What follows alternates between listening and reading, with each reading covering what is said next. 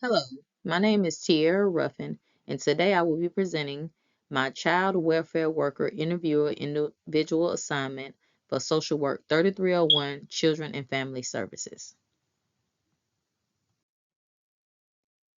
Here is an outline of what I will be going over during my presentation.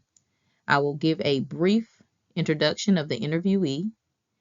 I will discuss her job title, daily duties, and work environment. I will give you her individual aspects of her job satisfaction and her experiences with different client interactions. I will give a brief summary of her different reactions during the interview. I will give you my biggest takeaway of what I learned during the interview. I will give you the answer to the miracle question, and I will display my reference slide.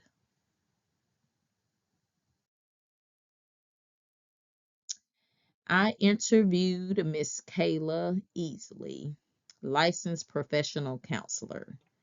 A little background or brief description. She's single. She says she's from a small town called Alamo, Georgia. She was raised by her mother and grandmother, and she doesn't have children, but she references her two little brothers as quote unquote her kids, since she doesn't have kids of her own. She loves to cook and shop in her spare time, and she actually likes to host Bible study with friends and spend time with her boyfriend. She is a licensed professional counselor, but her job description is a mental health support counselor. She attended Georgia Southern and obtained a Bachelor's of Science in Psychology and a minor in Human Development. She then attended Augusta University and got her clinical mental health counseling certification. Her credentials are from the NCC.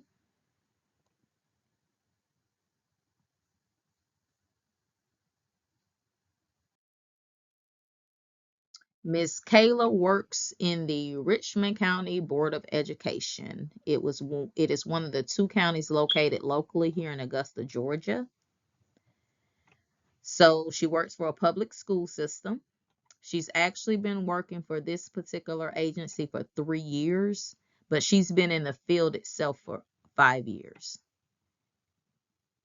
She provides individual and group services to the population in the grades K through 12, which is roughly around the age range of 4 to 18 years old.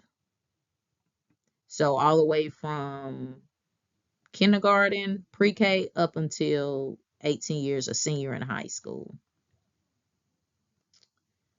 Her primary task as the mental health support counselor is to provide individual and group services. Across the Richmond County Board of Education, she services 9 schools that she is responsible for. If not providing those services to the schools, she also attends mental health teams meetings. And in those meetings, they discuss any issues that may arise and ways to give better services to the children in the school system. So the way that she gets referrals or gets clients is she can get them from any one who basically supports the student. It could come from a teacher, it could come from a school counselor, or even a parent. But mainly hers come from the school counselors. The counselor speaks to the parent, and then the parent has to sign consent. The parent has to sign consent for her to evaluate and then begin rendering services to the child. So a typical day for Miss Easley would be she would see about 5 to 6 students, and she would have individual students, and she would have group counseling sessions with about 4 to 8 students. She usually ends her day with doing notes and returning calls and emails related to the services that she provides to the children. She will generally work with a child on an average of 6 to 8 months, but she said that varies. It could be shorter, it could be longer, whatever is needed to help the meet the goals that she has established for that child. She does not do home visits and she does not attend court.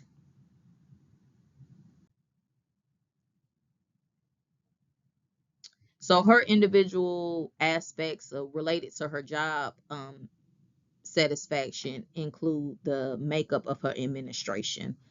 She has a supervisor, her supervisor, direct supervisor, actually possesses a doctorate in school psychology. But among her office environment, she works with several diverse disciplines, which includes, as she is, 6 mental health support counselors, and she works primarily with 5 different social workers, but there are actually 30 plus in the total Richmond County. Her caseload is typically, out of the 9 schools, she'll see about 24 students. She told me that she do feel that her caseload is manageable. She's been in her previous job, she had over 75. So roughly with the 24 students, she would see it could be about 35 per semester, give or take. Um, as noted in social work, even learned during this course, there can be stressors that affect you servicing the client. So I asked her about that, and she said that she has no stressful moments or stressors. She said that she would just say that she has stressful moments and what she would call she just gets very busy. But to balance out her schedule, she told me she exercises every morning and she has to set boundaries around her availability. If she received any calls or anything during non-work hours, she will assess the situation and call back the next business day.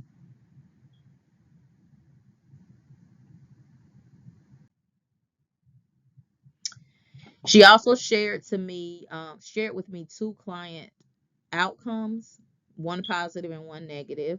So the first one that she shared with me was they had a student, the child was in first grade. The child had violent behavior towards others, teachers, and students alike. He threw items such as desks, chairs, and he even cursed at students and teachers. So once he was went through the referral process and was evaluated, she was actually able to see they saw progress within 3 months, to the extent of no throwing, no cursing. Um, it actually, she said, it just seems like the child needed someone to actually talk to. Negative interaction was actually like a patient was actually like a parent interaction, and she said it was just a miscommunication and basically of how the referral process works. And she was actually cursed out by a parent, unfortunately. And it was only because the school wasn't giving them the school was she felt like the school wasn't giving them services, but she had to reiterate to the parent the process that you have to ask for the services, the consent has to be signed, and then they have to draft up a plan to be able to provide services to the child. Once that was explained, um, there was no other issues.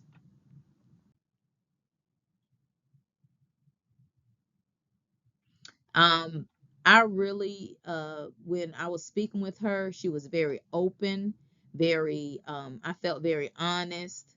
She was very professional. Um, she was able to give me insight. She answered all my questions and even elaborated on some of them, giving me stories and things that she's encountered throughout provide being a actual mental health counselor in the school system and working with the children. Um, she elaborated on like her long-term goals and how she continues wanted to continue to advocate for children and mental health in schools and possibly develop positions for therapists to be able to assist more students if ever possible.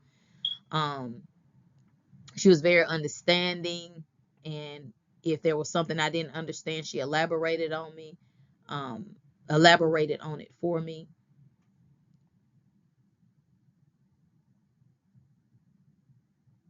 She even shared with me basically her how she felt that her actual how much she enjoyed working with the children, and she feels that her job is her calling. She was very in a spiritual aspect. She basically said that at the age of 15 or 16 she wanted to be a child therapist. So being able to provide services within the school system as a counselor has just been a good dream to her. What I learned and what I take away from this interview is it was a very positive experience. It actually inspired me to continue on my journey with social work and gave me insight on the children and family services portion. Um, as I continue on my actual what I want to do is to actually work in medical social work because I have a medical background in nursing, so I wanted to expand upon that. But she gave me an insight on the importance of the counselors being located within the school system, which we learned throughout the book, and the it gave me a respect for the services that she provides. You know, it's a very selfless job, and to be able to provide those services and give a child someone to confide in and talk to, and depending on whatever that child is going through, is just it really is an inspiration, and it motivates me to continue on my journey with my degree. And the famous miracle question: if you were able to grant one wish regarding your job and woke up tomorrow and it was granted, what would be your wish? And she, of course, said how she loved her job and spiritually she felt like this was what she was destined to do. But she said if she woke up tomorrow, she would only wish she would have 4 schools instead of 9 so she could devote more time to each individual child. And listed is my reference side that I used, which was our textbook for the term. And thank you for taking the time to listen to my presentation.